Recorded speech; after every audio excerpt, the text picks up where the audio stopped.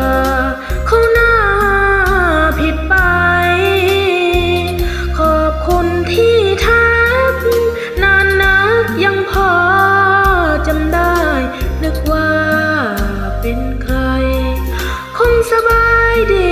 ทุกเวลามองซ้ำน้องยังจำได้มันคนบ้านเดียวกันเคยเห็นกันมาดีใจเหลือล้นพบคนเคยหน้าแต่เล็งจากมาน้องจำได้ว่าตั้ง5-6 ปี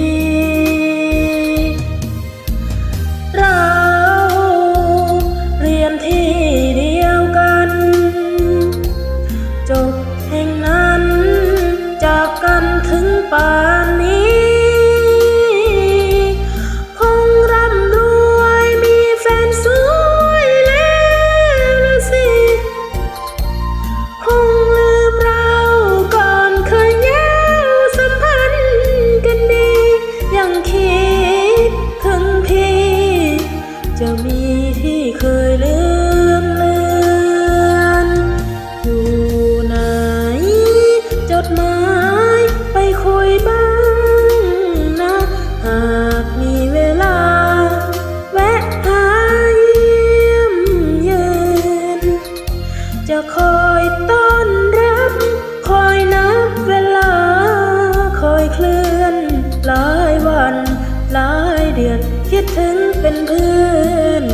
ดวงใจ